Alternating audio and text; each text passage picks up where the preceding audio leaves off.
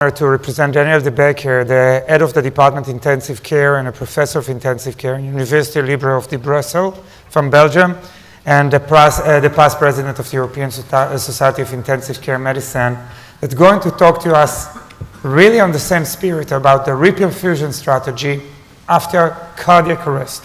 Thank you, Daniel.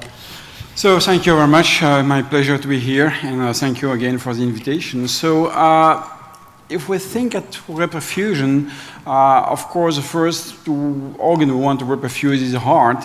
And discussing this, it's interesting because the classical indication for PCI will be, of course, the ST elevation. But when we look at our patient with cardiac arrest, or recovering from cardiac arrest, ST elevation is only a minority of the patient, and most of the patients do not have ST elevation.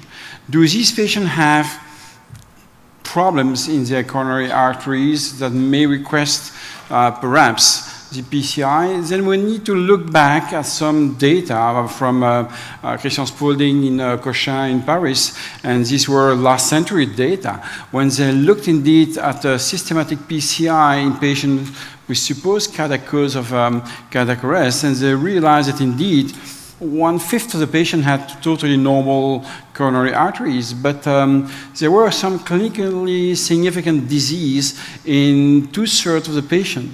But when we look more in details, we also realize that the PTCA was attempted only in half of these patients. So there is some discordance between the disease itself and the therapies that may be applied.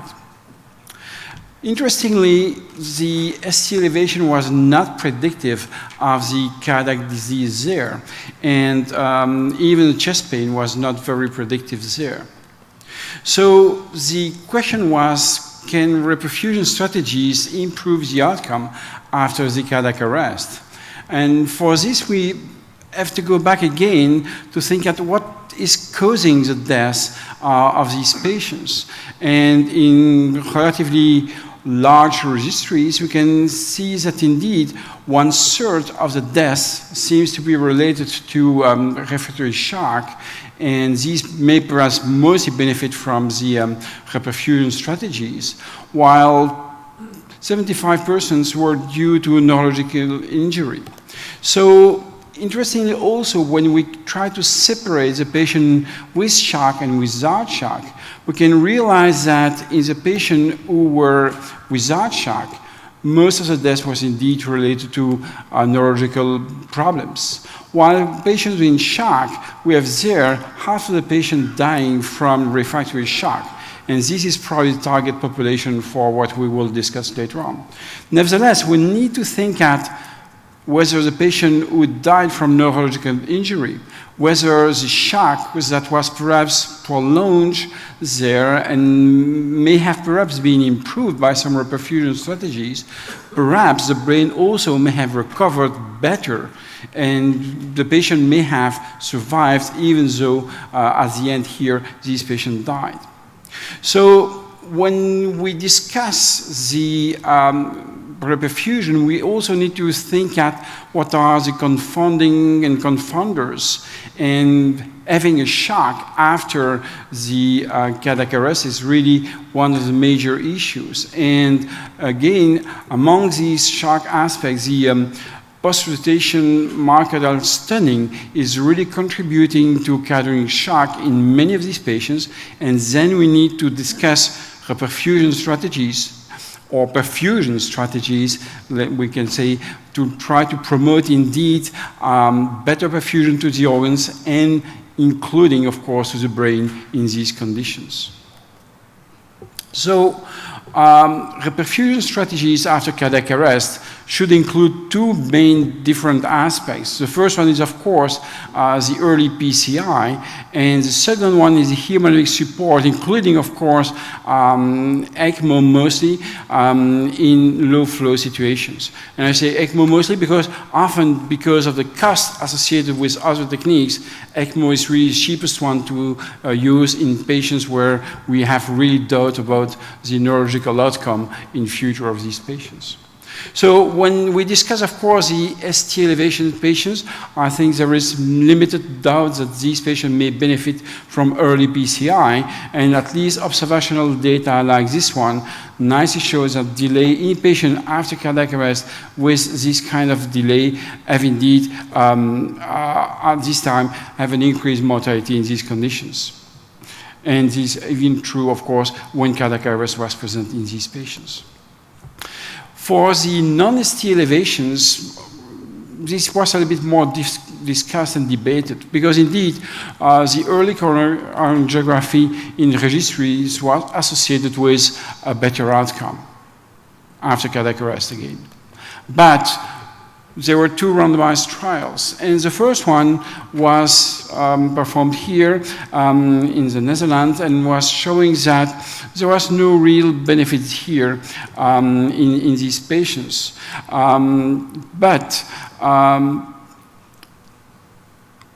It was important to realize that some of these patients really didn't have shock after the cardiac arrest. So these were patients, including stable patients also in these conditions. What was done here was indeed to show that yes, the coronary angiography was performed, and that indeed coronary lesions were present, but only in 2/3 of the patients as in the previous one, and that PCI was attempted in half of these patients again. So indeed, we have a lot of lesions, but not always a lot of therapies to apply, and 1/3 only of these patients benefited really from the therapies that was applied.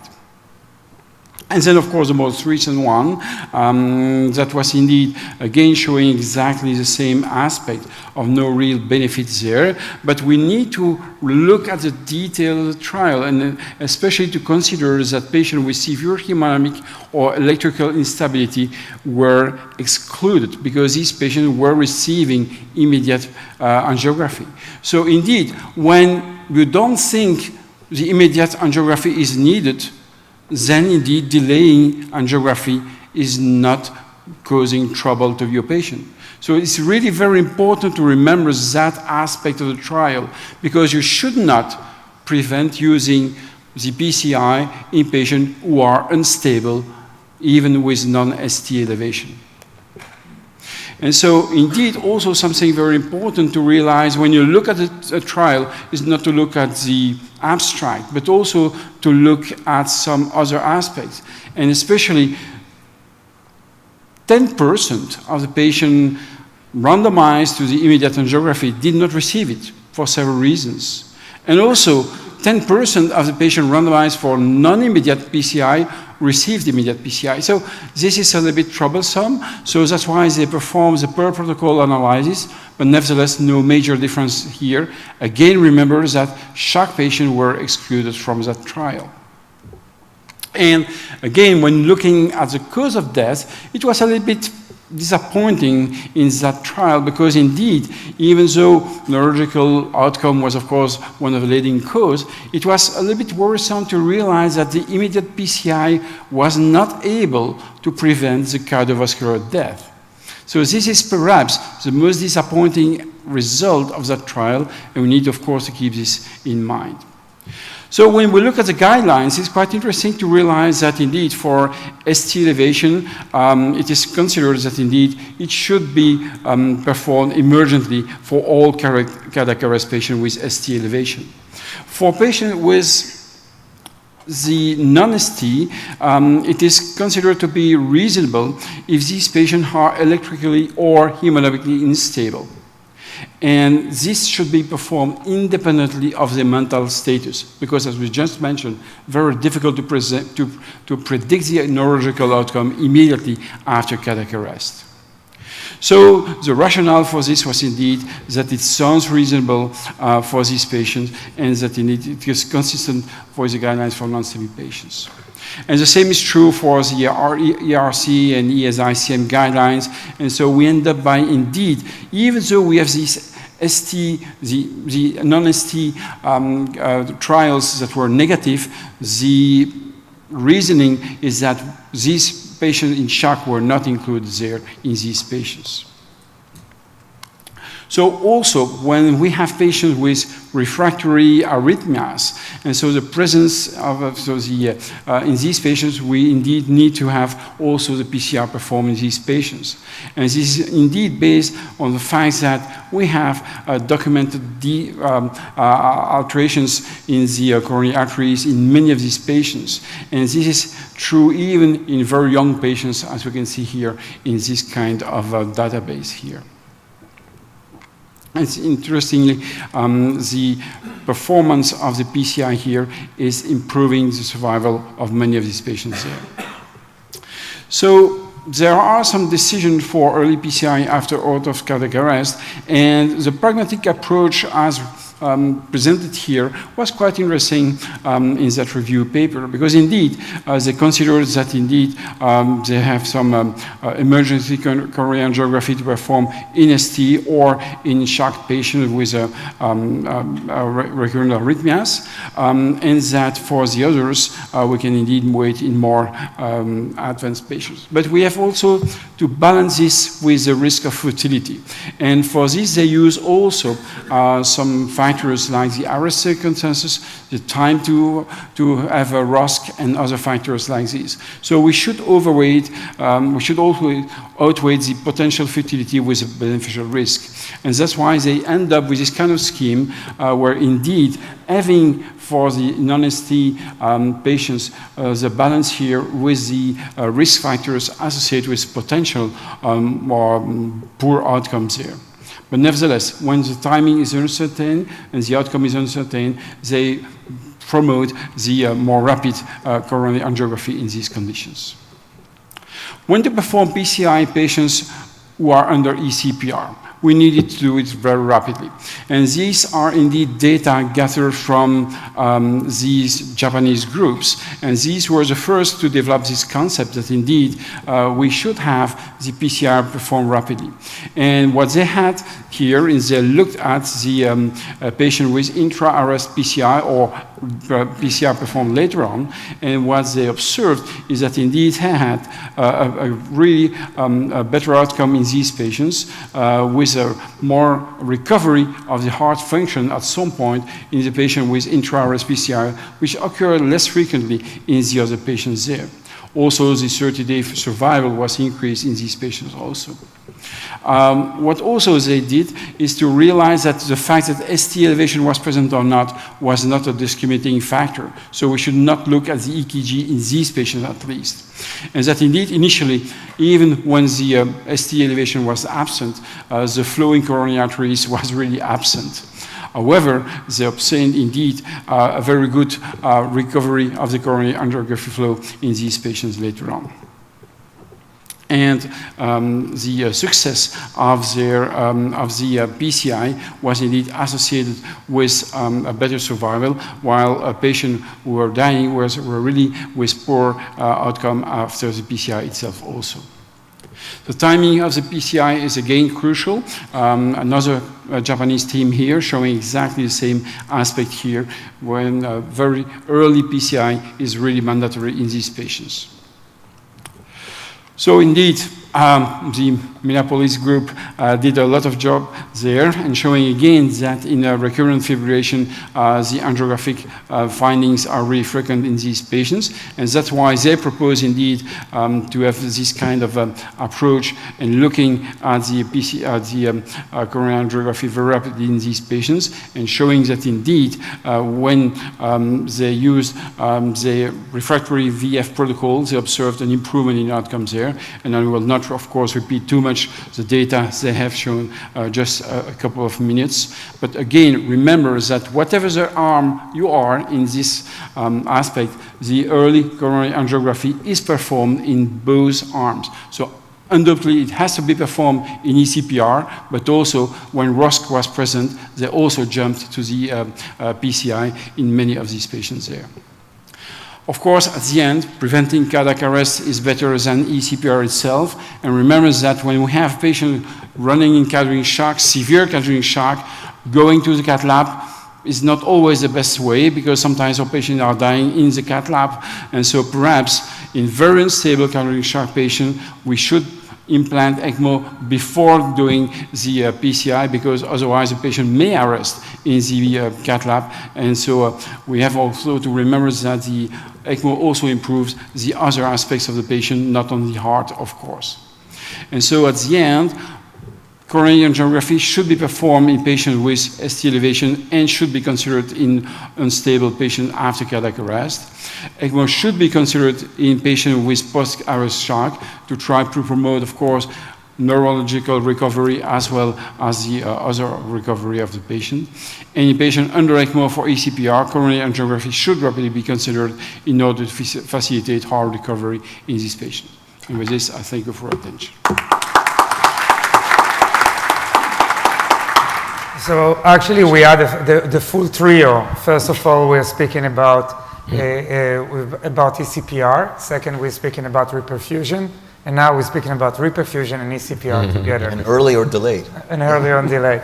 So maybe it was like, Mike, you saw the data that came out from Japan. It's actually very, very much in line with your data. So, some comments here.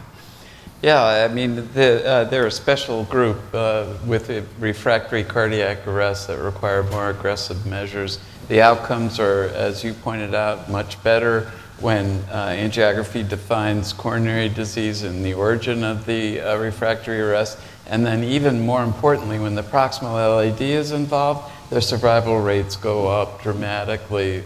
So yes, angiography is considered the standard of care in all of the guidelines after cardiac arrest. So the question proposed by Tomahawk and by COACT was not angiography or no angiography. It was immediate angiography versus delayed angiography. So it's still the standard of care. Yeah, Henry? Yeah, so that's a great point from Mike, and I think COACT and Tomahawk are really important trials for us, and when you get called at 2 o'clock in the morning, you need to understand who these people are. So I think we make it too simple that we say ST elevation yes or ST elevation no.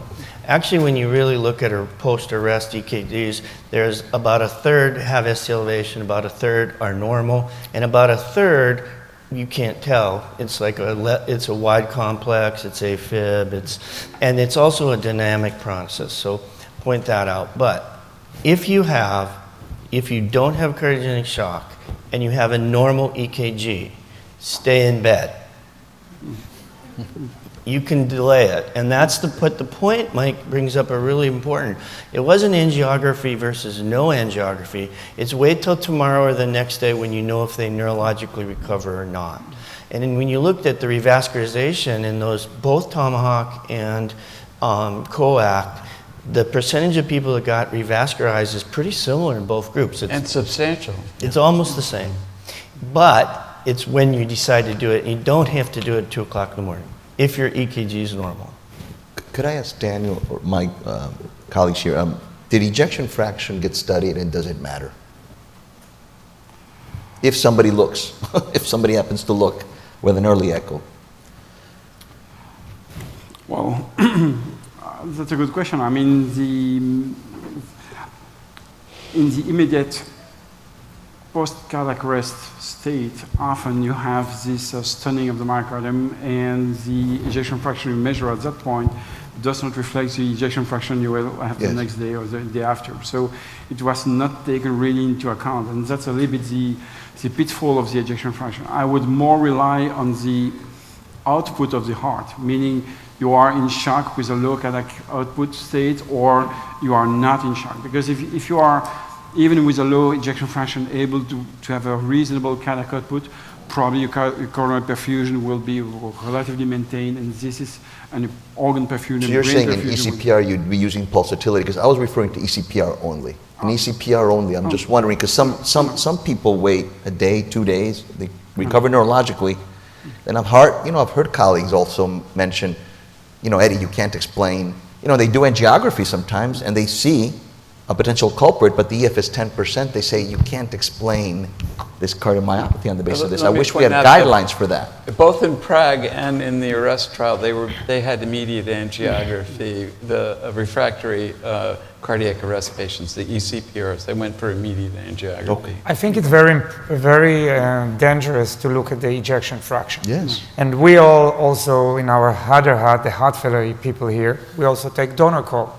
Those are the people after the cardiac arrest. Those are the people that actually, all of them. And we know that the echo is 10%. We know that we'll sit tight, and the echo will be 55%. So those, you need to remember that after an arrest, the cytokine milieu that is happening is too much for the heart. You need to wait.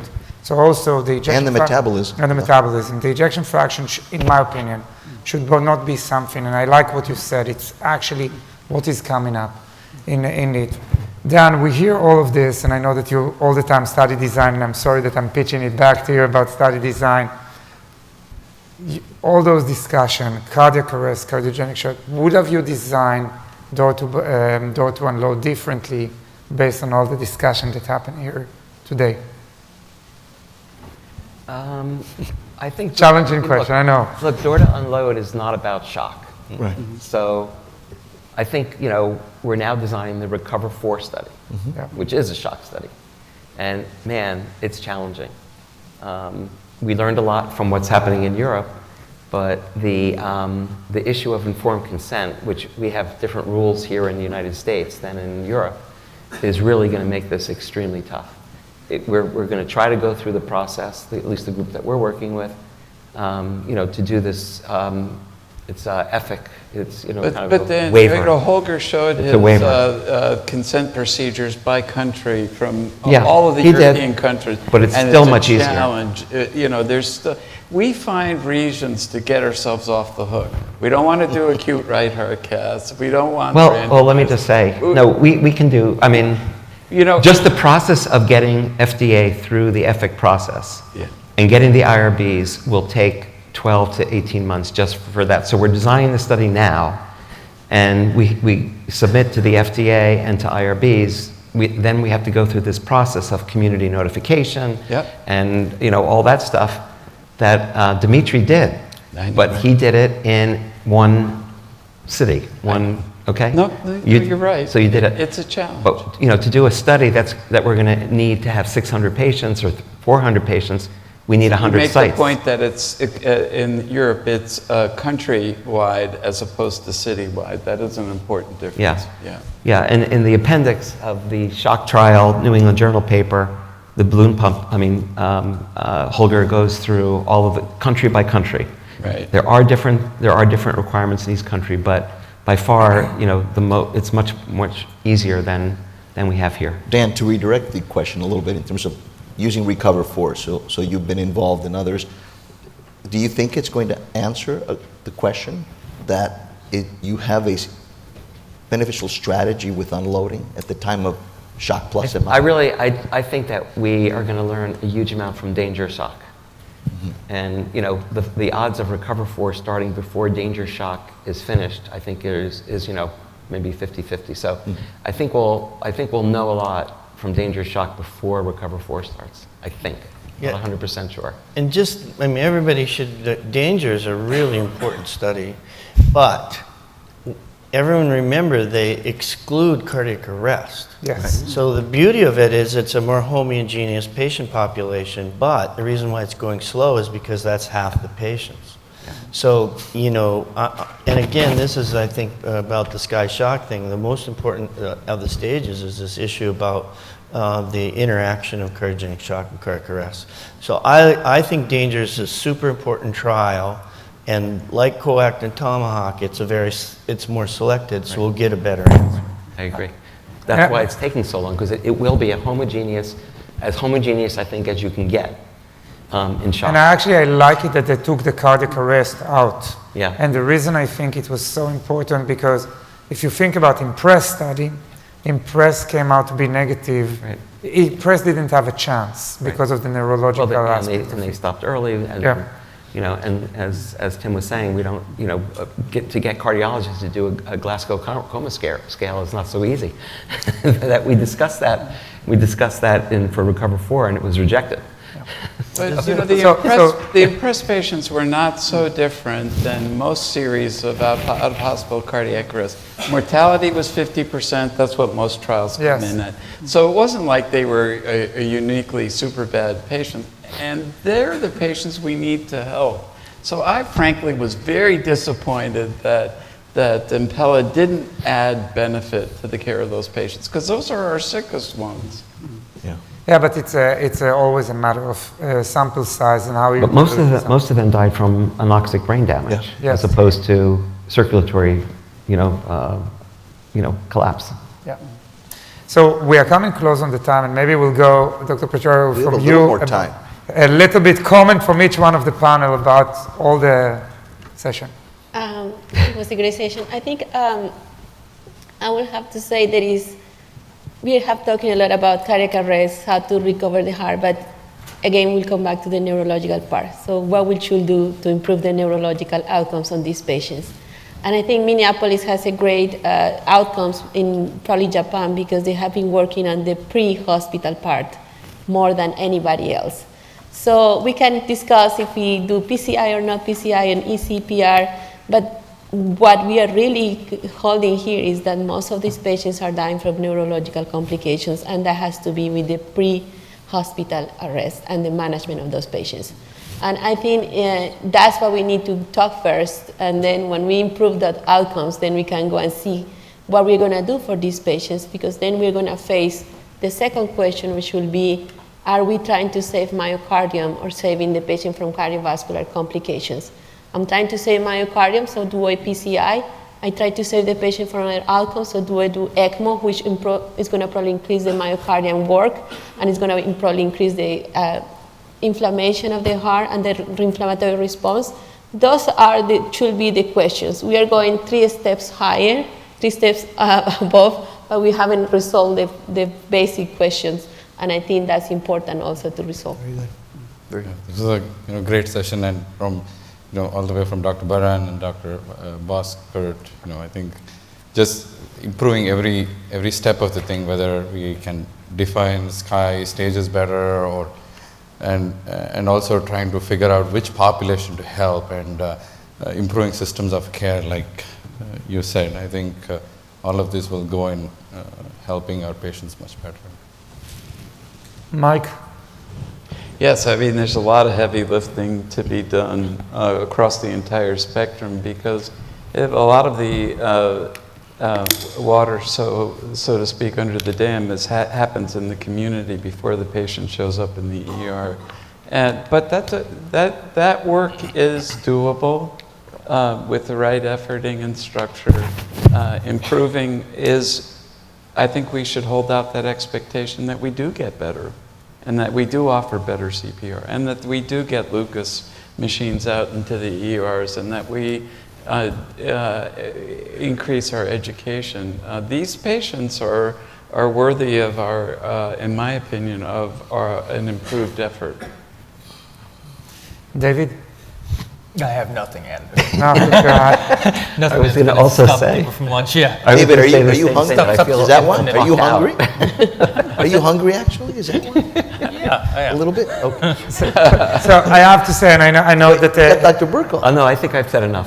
Well, here. I'm going to just say one thing. Yes. I'm shocked that we made it through a whole half day and no one mentioned COVID. Why didn't? Because can I tell you, if there's one thing that's changed the landscape, is COVID has dramatically changed the landscape from COVID positive patients who are more likely to have cardiogenic shock and are much more challenging. The use of ECMO, both VA and VV, has been very complicated in that patient population. And because the public health changes that we did delayed people coming to the hospital, so we saw more cardiogenic shock in non-COVID patients. So if there's one thing that's happened in the last 2 years that's dramatically increased the whole issue about cardiogenic shock is COVID. But nobody wants to talk about COVID. Near. Probably what happened. Near, you make one comment, And then, or So anything the to one say? comment that I make is I have to say that we all need to move to Minnesota until we figure it all out. But it needs to be a better weather, Mike. Come on down. Let me say one thing. I just want our teams to know that I think a lot of focus on this early phase. There's a lot of great science that's potentially, hopefully, will be there. But I'm going to wait for you all to figure it out, and I'm going to focus on post-stability day 3. When the inotropes are gone and the pressures are gone, I want to see how we're going to do some more science, because I just see we see too many patients in the shock recovery clinic that we were trying to establish at Penn that just didn't come to fruition. I mean, maybe Dr. Wall is doing it now, but at Jefferson, that's what we're going to try to look at is what is really missing from, because everybody loves when the inotropes come off and the pressures come off, but the question is, how do we get to what really matters to patients, which is more meaningful recovery, and maybe survival curves will be more favorable too. Anyway. Thank you very much, Thank you. everybody.